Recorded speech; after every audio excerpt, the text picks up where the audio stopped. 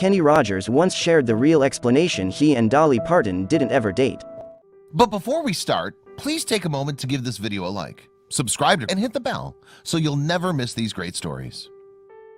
Kenny Rogers and Dolly Parton were a match made in country music heaven, but they themselves were not a match made for love. For decades, fans fell in love with their duet performances and waited with great anticipation for the day they'd announce they were finally together.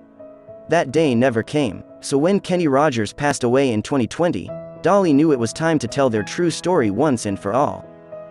The romantic tension between Kenny Rogers and Dolly Parton first sparked in 1983 when Bee Gees singer-songwriter Barry Gibb wrote and produced the song Islands in the Stream. Originally, it was Kenny Rogers singing alone, but something was definitely missing. Rogers and Gibb recorded for 4 days with little success. No matter what they tried, the song just didn't sound complete. They needed a voice that was sweet, melodic, and wholly original. They needed Dolly Parton.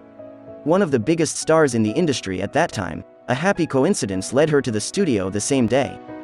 They didn't need to make a phone call to schedule a meeting with Dolly. As luck would have it, Kenny Rogers' manager, Ken Cragen, had made a fateful observation. "I saw her downstairs," he told Kenny and Barry. Rogers immediately responded with, "Well, go get her." Dolly Parton was introduced to Barry Gibb's song, and when Kenny and Dolly recorded for the first time, Gibb knew they had found their missing piece. Islands in the Stream became a huge hit, and audiences were taken in not only by Dolly and Kenny's sweet harmonizing, but by their flirtatious chemistry. It didn't take perfect vision to see that there was something in the air between Kenny and Dolly. What they had together went further than any ordinary professional duet.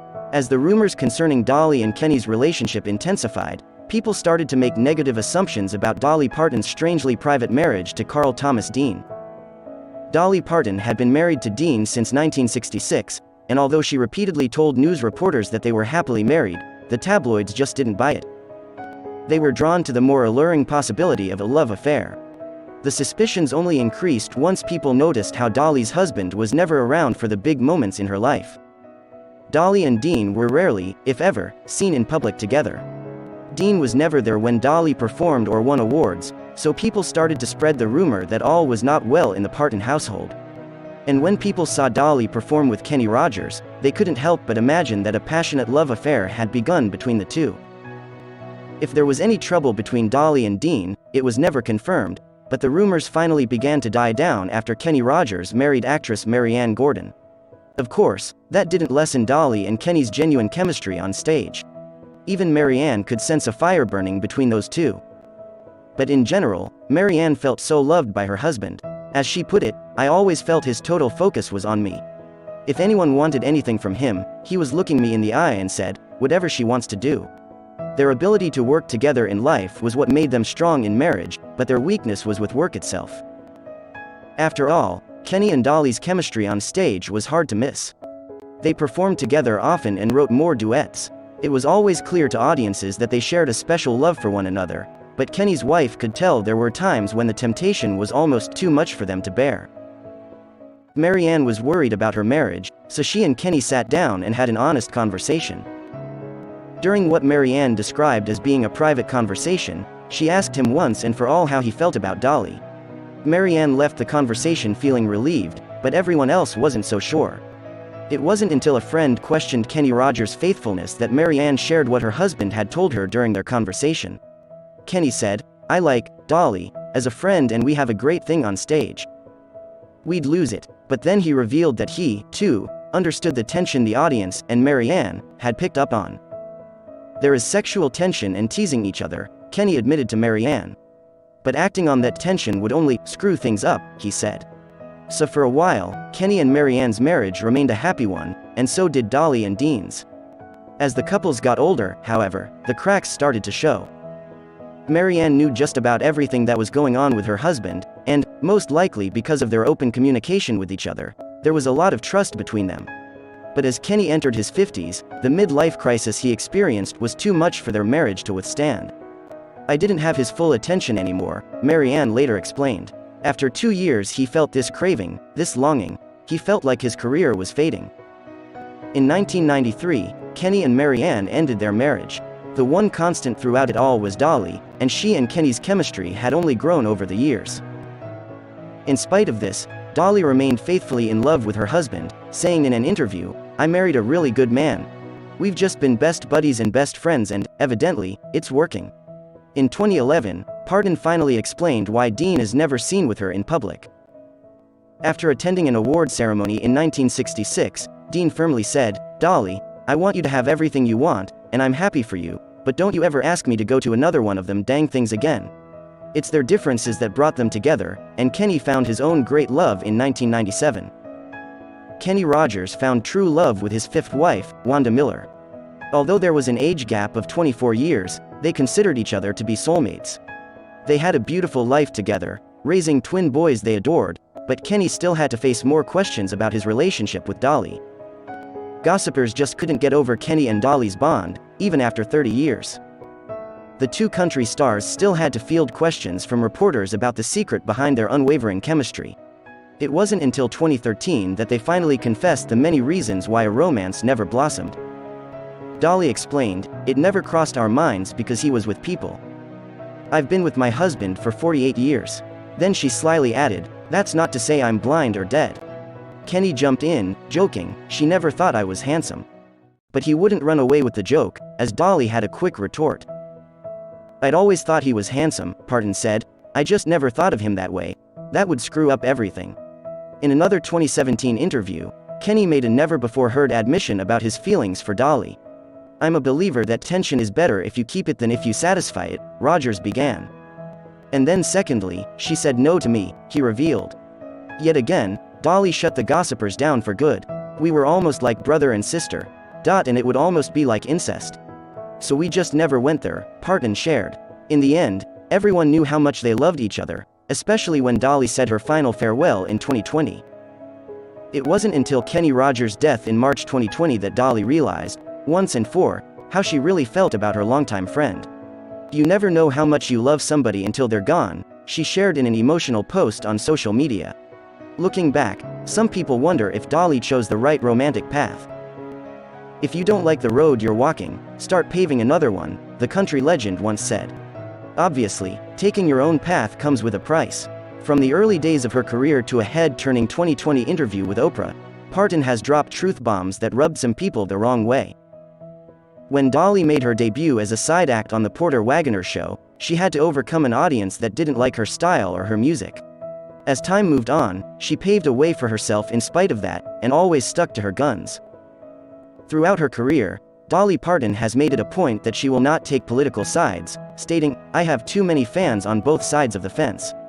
When it came to the recent celebrity involvement in the 2020 election, Parton remained silent to some fans' delight and others' disappointment. Still, she wasn't silent about everything. Being a feminist icon since her acting role in the film 9 to 5, Dolly has taken a much different approach to life and politics than her co-actors. With the pressure of a demographically mixed audience, she is very careful of what to say, but that doesn't mean she avoids controversy all the time. Dolly's personal life isn't really publicized, and there isn't too much she often shares.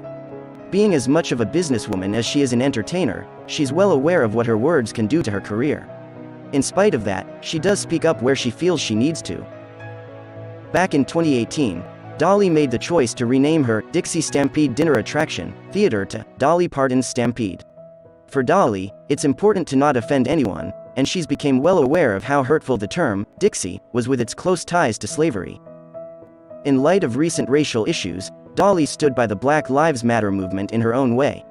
She's never attended marches, but she has said she supports the movement, saying in an interview with Billboard, "I understand people having to make themselves known and felt and seen." Her political views are generally quiet, but Dolly's been more vocal about her personal choices. Along with her prolific career, the singer has aimed to make change in her own ways. It was a noble cause, though many wondered why Dolly took this step. That's because, unlike many of her peers, Parton never had children. In an interview with Oprah on her Apple TV Plus show The Oprah Conversation, Dolly Parton finally opened up. It was a candid recount on how and why she continued her life without a family, and how she believes God has everything to do with it.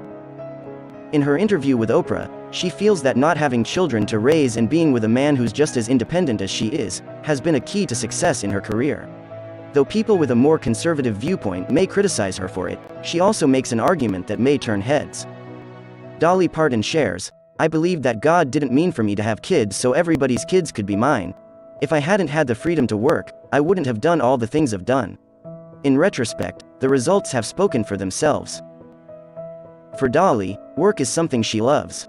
Whether it's work for herself or for the unacquainted children that she aims to support, she is always busy. It helps her to feel young again, along with all those plastic surgeries. Really, what she says is she felt a particular calling, both to music and to philanthropy. Going the extra mile, Dolly started the Dollywood Foundation, which helps children achieve academic success through scholarships and donations. Since its start back in 1988, the foundation has financed more than 30 teens' education, brought millions of children reading material at no cost to them, and even reduced the school dropout rate in key areas. In addition, Dolly has poured millions of her own revenue into a special project she calls Imagination Library, which aims to help parents provide their children with free books regardless of their income. By 2003, Imagination Library had reached its 1 millionth book donated. Dolly has made such incredible strides for kids, and she has never put down anyone else's choice to have children. In fact, she acknowledges that, although she's had the freedom to go down that road, prioritizing her busy career has pushed her to make difficult sacrifices. Later in the interview, Dolly admitted how she doesn't see family or friends often, let alone find any vacation time for herself. At the end of the day, Dolly Parton seems proud of the work she's accomplished, while on the surface ignoring any controversy coming her way. When it comes to her choices, Dolly stands firm and resolute. No apologies given, but no trash talk thrown at others. This was how her life unfolded and she's happy with it. We don't see much of her personal life, but what she does share, she shares with honesty and care. In today's age, it's becoming harder to avoid ticking some people off. Whether it's something complex like politics or a more personal like a woman's choices, every issue is touchy. Dolly Parton makes her choice to speak out or not, but she always keeps one thing in mind. I do believe we all have a right to be exactly who we are, and it is not my place to judge. God is the judge, not us. I just try to be myself. I try to let everybody else be themselves. Regardless of what some may think of her, Dolly will just keep on smiling.